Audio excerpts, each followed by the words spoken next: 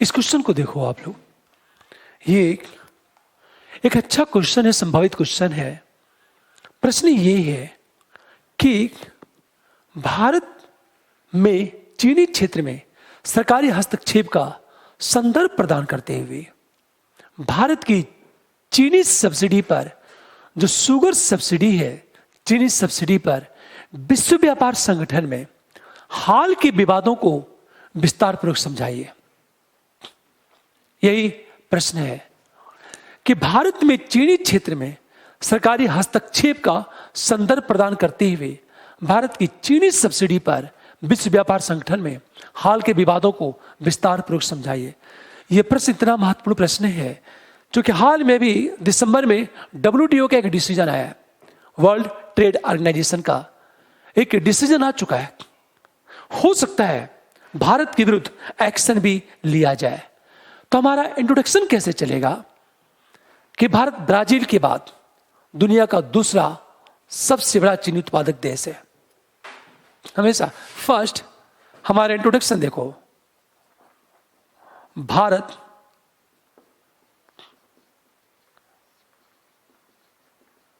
Brazil के बाद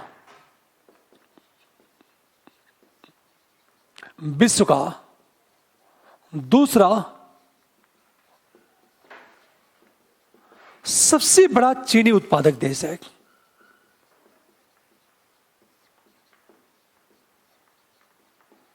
और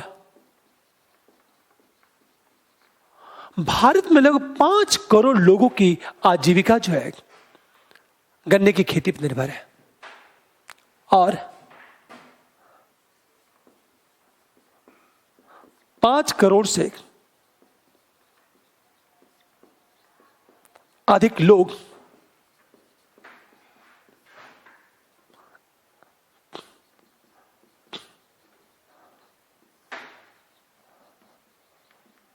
अपनी आजीविका के लिए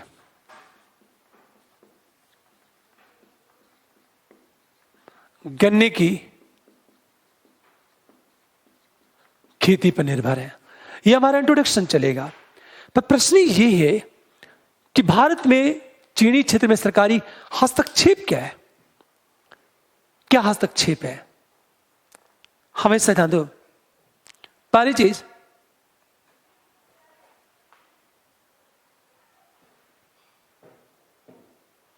पहली बात, हम सेकंड पैरा में जब आएंगे तो सेकंड पैरा देखो आप,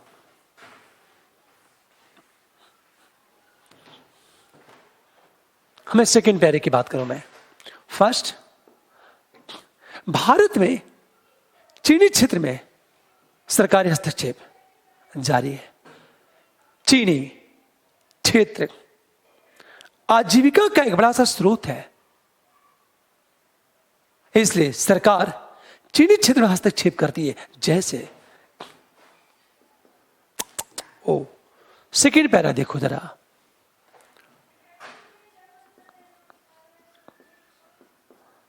भारत में चीनी क्षेत्र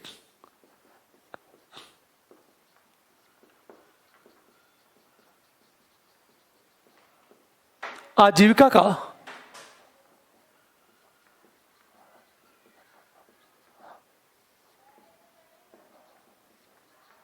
इसलिए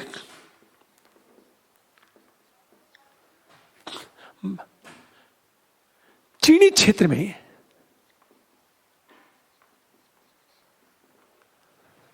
सरकारी हस्तक्षेप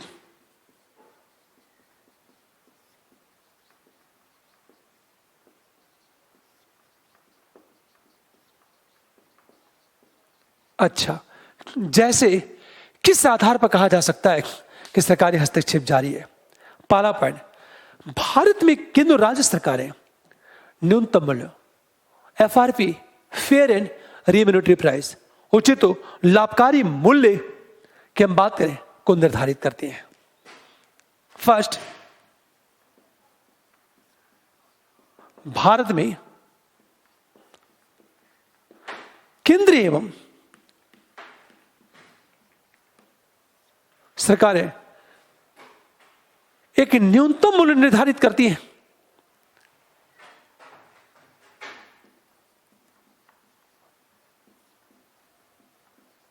मूल्य फर्स्ट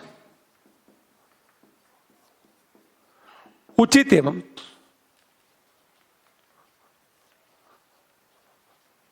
एफआरपी कहते हैं इसे, एफआरपी।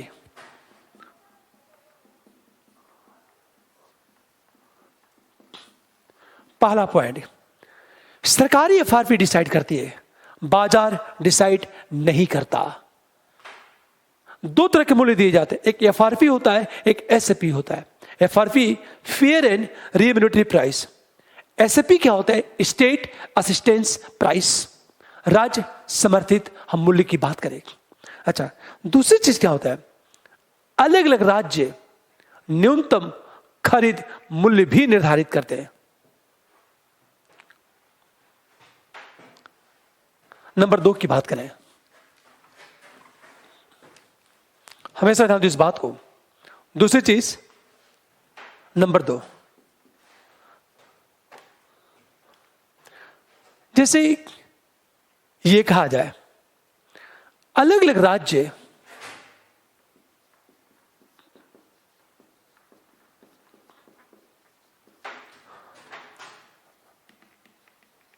न्यूनतम खरीद मूल्य भी निर्धारित करते हैं।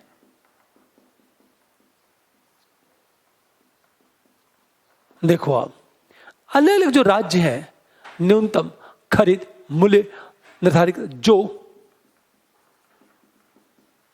स्थानीय परिस्थितियों से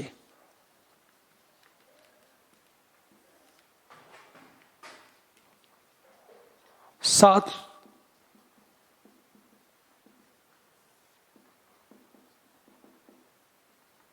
समायोजन के बाद केंद्र द्वारा निर्धारित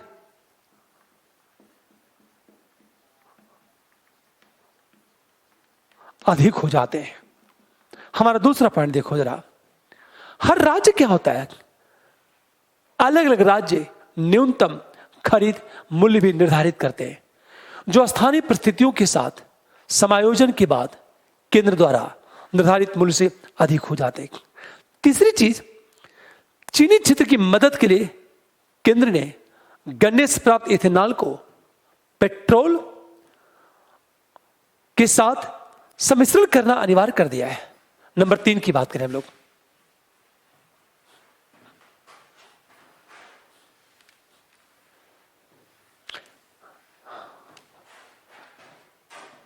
नंबर 3, चीनी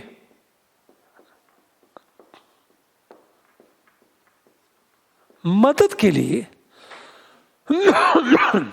सरकार ने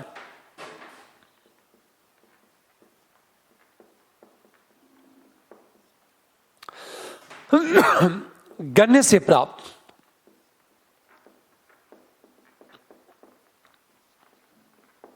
इथेनॉल को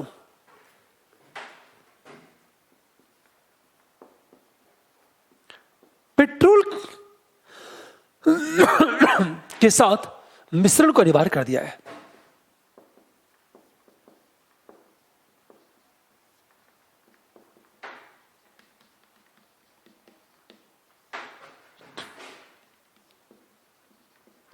अब एक चीज सोचो, यदि जो इथेनॉल प्राप्त होगा, यदि पेट्रोल के साथ मिश्रण का अनिवार्य कर दिया गया, तो उसका लाभ किसको मिलेगा?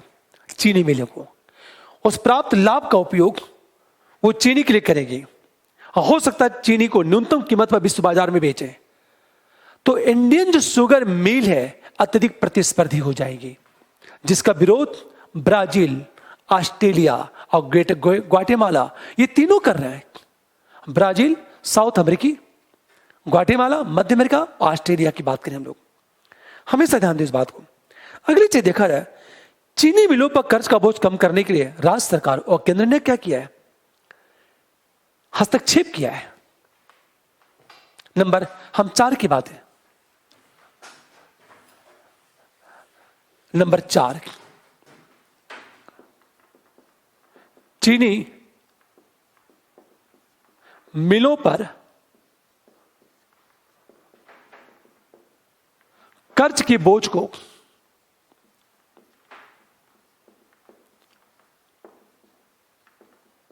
कम करने के लिए राज्य एवं केंद्र सरकार ने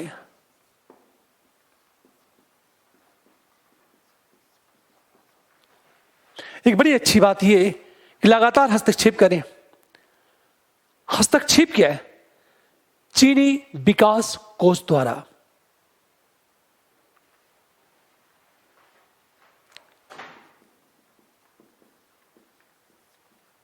नियमित रूप से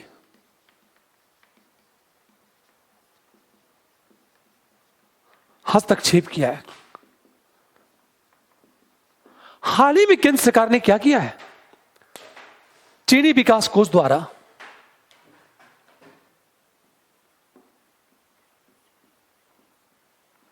केंद्र सरकार ने चीनी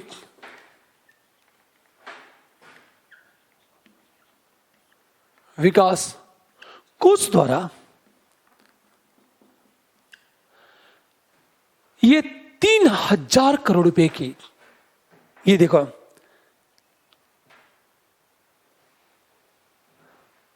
चीनी मिलों को दिए गए 3,000 करोड़ रुपए के ऋण के पुनर्गठन पर बल दिया है। मतलब सरकार की पूरी कोशिश यह है कि हमारा जो शुगर मिल है वो लगातार प्रतिस्पर्धी बनी रहे, वो घाटे में ना जाए। अंत में देखा जाए, चीनी मिलों को चीनी निर्यात करने के लिए सरकार निरंतर प्रोत्साहित करती है। नंबर 5,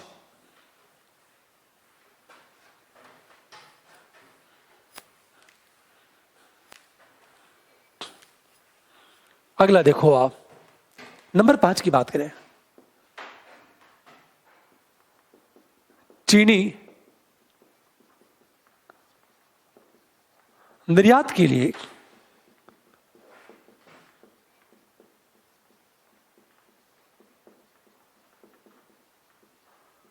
प्रोत्साहित करने के लिए केंद्र सरकार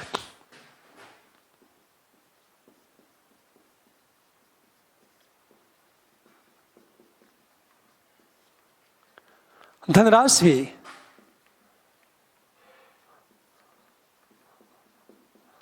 उपलब्ध करवाती है।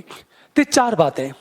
एक तरफ सरकार एफआरपी डिसाइड करती है, पहली बात। दूसरी चीज सरकार कर क्या रही है कि चीनी मिलों को फायदे में लाने के लिए इथेनॉल को पेट्रोल में मिश्रण की बात कर दी और अनिवार्य नियम बना दिया। ये अभी तक 10% है, इसको बढ़ा के ले जाने की बात की गई है 20% तक, ताकि शुगर मिल को ज्यादा फायदा हो। तीसरी चीज, ऋणों के पुनर्गठन की बात की गई है और सेंट्रल गवर्नमेंट ने क्या किया, 3,000 करोड़ रुपए ऋण के पुनर्गठन की वकालत की है। और चौथी बात, सरकार की लगातार कोशिश है कि इंडिया के शुगर मिल बड़े पैमाने पर शुगर एक्सपोर्ट करें, और इसके लिए सरकार क्या करती है, हमेशा धनराशि स्वीकृत करती है। अब प्रश्न ये है कि परंतु भारत की चीनी सब्सिडी पर विश्व व्यापार में विवाद जारी है। हरी बात है। हम आएंगे सीधे सेकेंड पैरे में, और जब सेकेंड पैरे की बात करेंगे तो ये देखो आप, थर्ड, परंतु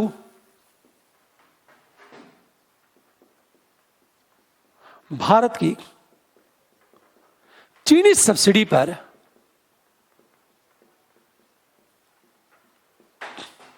विश्व व्यापार संगठन में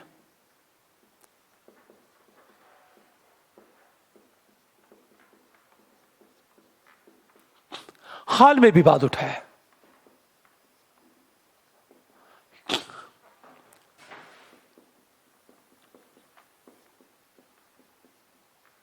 आखिर विवाद क्या है? हमेशा ध्यान दो इस बात को। एक चीज देखा कि जैसे नंबर 1 2019 में ऑस्ट्रेलिया, ब्राजील और ग्वाटेमाला ने क्या किया? WTO में भारत के खिलाफ शिकायत की। 2019 में ऑस्ट्रेलिया, ब्राजील एवं माला ने WTO में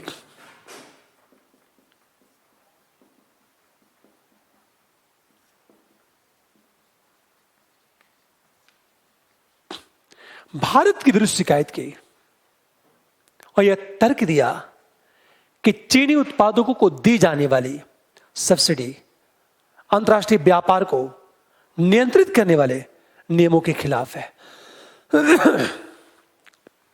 और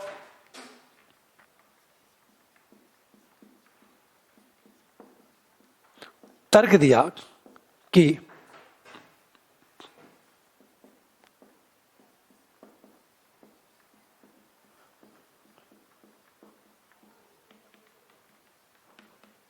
दी जाने वाली सब्सिडी हमेशा ऑस्ट्रेलिया, ब्राजील और ग्वाटेमाला ने WTO में भारत के विरुद्ध शिकायत की और यह तर्क दिया कि चीनी मिलों को दी जाने वाली सब्सिडी, जो सब्सिडी दी जाती है, अंतर्राष्ट्रीय नियमों के विरुद्ध है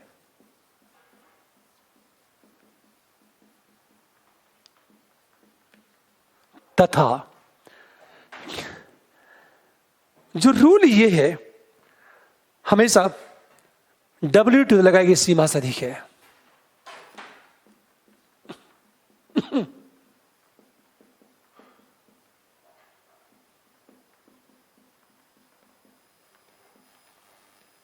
सीमा से हमारा पहला पॉइंट देखो जरा, हम दूसरी चीज बात करें। रीजन ये एक रूल क्या है, 10% अधिक नहीं होना चाहिए, लेकिन दुर्भाग्य से इंडिया जो सब्सिडी दे रहा है वो WTO द्वारा निर्धारित 10% की सीमा से अधिक है। इसीलिए दुनिया के कुछ देश भारत द्वारा दी जाने वाली शुगर सब्सिडी का लगातार विरोध कर रहे हैं। पहला पॉइंट देखो। हम दूसरी चीज बात करें, इन देशों का आरोप है कि भारत द्वारा दी जाने सब्सिडी से चीनी का उत्पादन बढ़ा है। नंबर 2,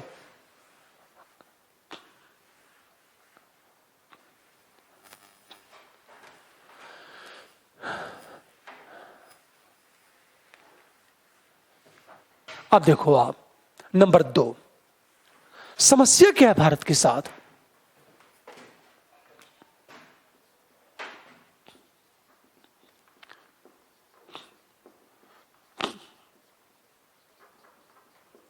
आरोप है कि भारत द्वारा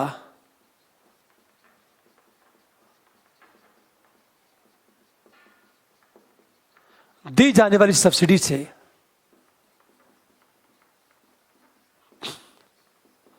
चीनी उत्पादन में वृद्धि हुई है।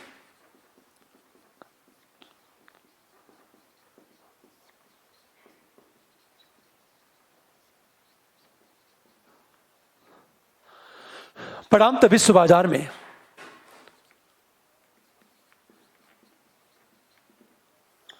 जो विश्व बाजार है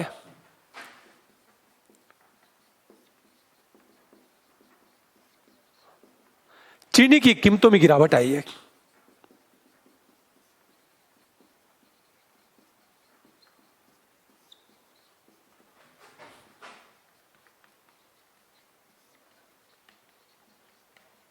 ये देखो आप, दूसरा पॉइंट। हम तीसरी चीज बात करें, WTO ने क्या किया, फैसला सुनाया कि भारत की चीनी सब्सिडी नीति में घरेलू उत्पादकों के प्रति पक्षपात है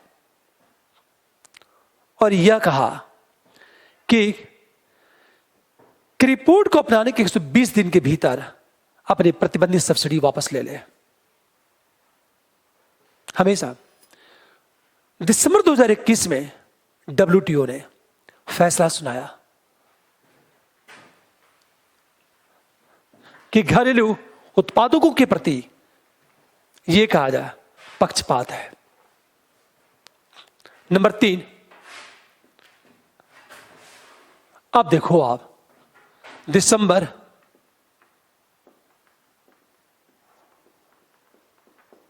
21 में WTO के पैनल ने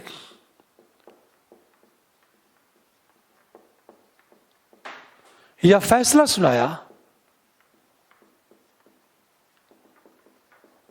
कि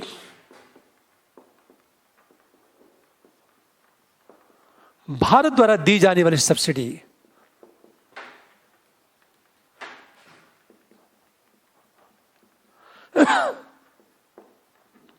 घरेलू उत्पादकों के प्रति पक्षपात है। इससे विदेशी उत्पादकों को नुकसान होता है। इससे विदेशी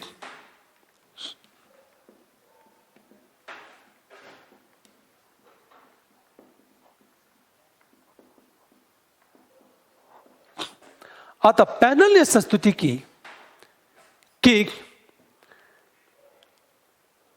भारत इस रिपोर्ट को अपनाने के 120 दिन के भीतर अपनी प्रतिबंधित सब्सिडी वापस ले ले। पैनल ने यह संस्तुति की कि भारत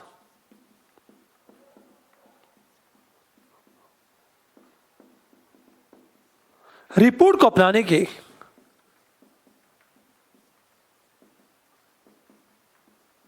120 दिन के भीतर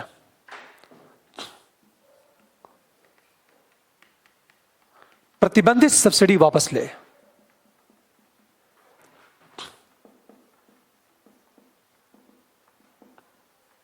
एक से ध्यान सुनो इस बात को। बेशक ऑस्ट्रेलिया, ब्राजील और ग्वाटेमाला ने कंप्लेन की। WTO को 19 में कंप्लेन हुआ।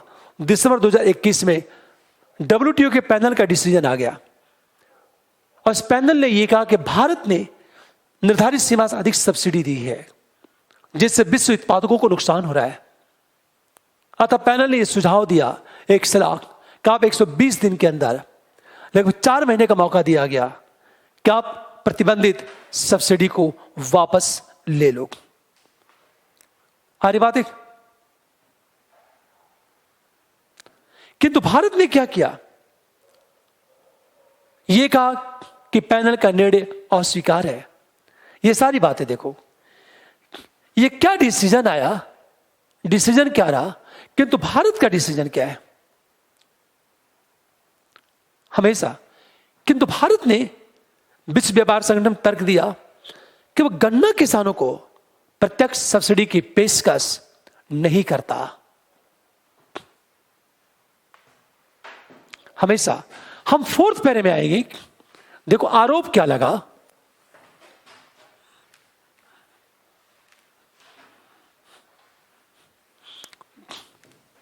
देखो विवाद क्या है। ये सारी बातें करने के बाद हम आएंगे नंबर 10। भारत ने क्या तर्क दिया? नंबर 4, भारत ने यह तर्क दिया पैनल के तहत कि गन्ना किसानों को प्रत्यक्ष सब्सिडी की पेशकश नहीं की गई है।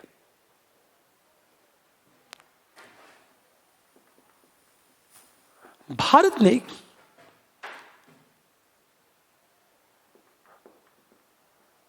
पैनल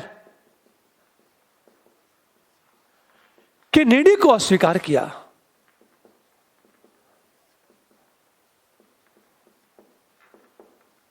और यह तर्क दिया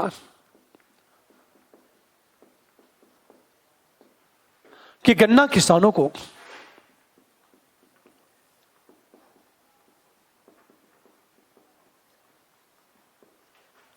प्रत्यक्ष सब्सिडी की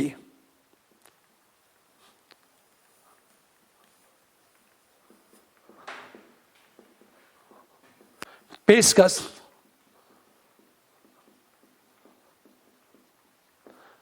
यह तथ्य गन्ना किसानों को प्रत्यक्ष सब्सिडी की पेशकश नहीं की गई है। आ रही बात है, प्रत्यक्ष सब्सिडी की पेशकश नहीं की गई है। अतः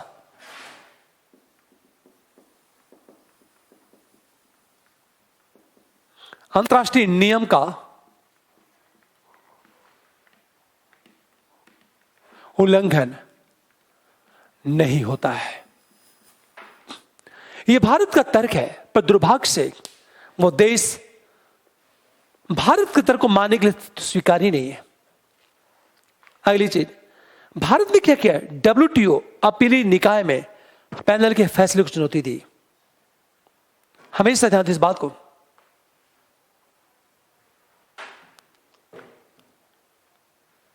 नंबर 5 की बात करें, यह विवाद चल रहा हमारा नंबर 5,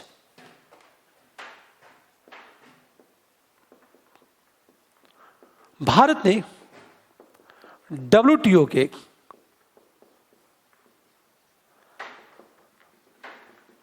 अपीली निकाय में पैनल के निर्णय को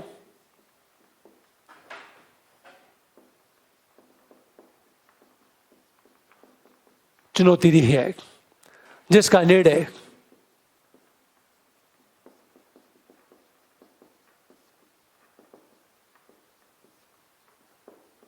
मतलब अपीली निकाय जो निर्णय देगा वही मान्य होगा। हमेशा यदि भारत उसके भी निर्णय का पालन करने से इनकार करता है तो अन्य देशों की जवाबी कार्रवाई का सामना करना पड़ सकता है। यदि भारत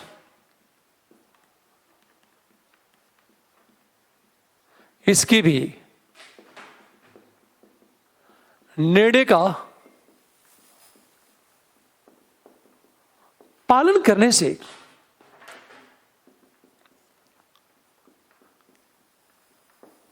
करता है तो भारत को अन्य देशों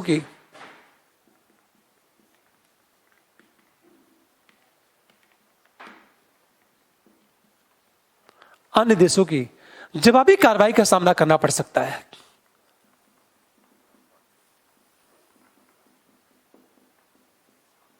कार्रवाई का सामना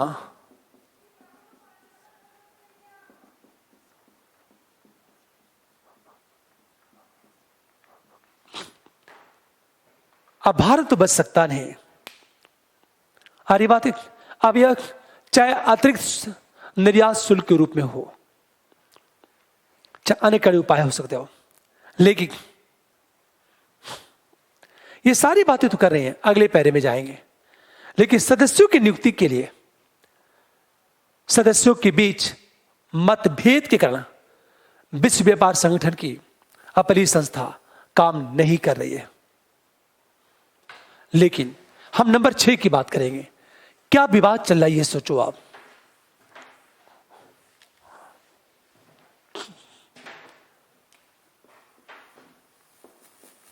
लेकिन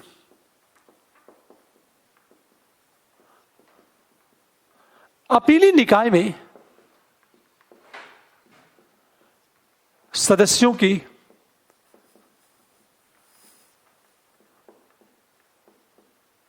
नियुक्ति को लेकर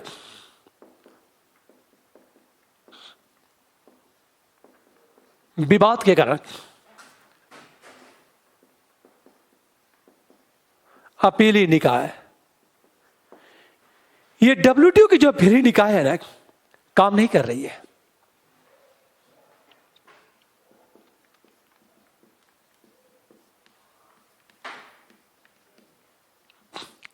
निकाय काम नहीं कर रही है। अमेरिका ने यह कहा कि अपने सदस्य की नियुक्ति नहीं करेगा। हमेशा ध्यान दो इस बात पर। इसका मतलब ये एक अन्य मुद्दों के साथ भारतीय मुद्दे भी क्या हो गए, लंबित हो गए। अब समस्या ये खड़ी होगी। अतः भारत को अब एक चीज ध्यान दो, विवाद क्या था? 2019 में ऑस्ट्रेलिया, ब्राजील और ग्वाटेमाला ने WTO में कंप्लेन की कि भारत निर्धारित सीमा से अधिक सब्सिडी दे रहा है। इससे क्या हो रहा है कि चीनी उत्पादन तो बढ़ रहा है, बाजार में सप्लाई बढ़ जा रही है, कीमतों में गिरावट आ रही है, जिसका नुकसान दुनिया के अन्य देशों को हो रहा है। हमेशा दिसंबर 2021 में WTO के पैनल का डिसीजन आया और पैनल ने यह कहा कि भारत ने निर्धारित सीमा से अधिक सब्सिडी दी है, या उसकी जो सब्सिडी है अपने घरेलू उत्पादकों के प्रति पक्षपातपूर्ण है वो। अतः पैनल ने यह निर्णय दिया कि 120 दिन के अंदर प्रतिबंधित सब्सिडी को इंडिया वापस ले ले। लेकिन इंडिया ने क्या किया, WTO के पैनल के डिसीजन को इग्नोर कर दिया और यह कहा कि इंडिया ने अंतर्राष्ट्रीय रूल का उल्लंघन नहीं किया है। इंडिया ने यह तर्क दिया क्योंकि गन्ना उत्पादकों को प्रत्यक्ष सब्सिडी की पेशकश की ही नहीं, पहली बात। दूसरी चीज, इंडिया सीधे चला गया WTO के अपीली निकाय में और अपीली निकाय का डिसीजन अंतिम होता है। पर यदि इंडिया WTO का अपीली निकाय भारत के विरोध में फैसला देता है और भारत उसे मानने से मना कर देता, तो जितने अन्य सदस्य हैं वे सब जवाबी कार्रवाई करेंगे। हो सकता है इसके निर्यात शुल्क पर अतिरिक्त शुल्क, निर्यात पर अतिरिक्त शुल्क लगा दिया जाए। इसका नुकसान गन्ना उत्पादकों को होगा। लेकिन दुर्भाग्य यह कि WTO का अपीली निकाय काम ही नहीं कर पा रहा है, क्योंकि सदस्यों की नियुक्ति को लेकर विवाद पैदा हो चुका है। यह स्थिति पैदा हो चुकी है। अरे बातें, इसलिए आप निष्कर्ष में इतनी बातें करेंगे, हम जब निष्कर्ष की बात करेंगे, निष्कर्ष में अतः भारत को क्या करना चाहिए, यह कहा जाए अपनी सिर्फ चीनी सब्सिडी के संबंध में अन्य देशों को समझाने के लिए प्रयास करना चाहिए। चीनी सब्सिडी के संबंध में अन्य देशों को समझाने के लिए प्रयास करना चाहिए भारत को। और अपीली निकाय में जो सदस्यों को लेकर विवाद है, सदस्यों की नियुक्ति की जाए ताकि विवादों का तीव्र गति से समाधान हो। ये निष्कर्ष, ये क्वेश्चन जो यूपी पीसीएस मेंस लिखेंगे, यदि पेपर नहीं बना होगा तो ये प्रश्न महत्वपूर्ण है, उनसे पूछा जा सकता है। इसे चाहते इसको पढ़ के जाना। मैं चाहता हूं आप लाइक करो, आप शेयर करो, आप ओके। मिलते हैं हम लोग। Okay, good night.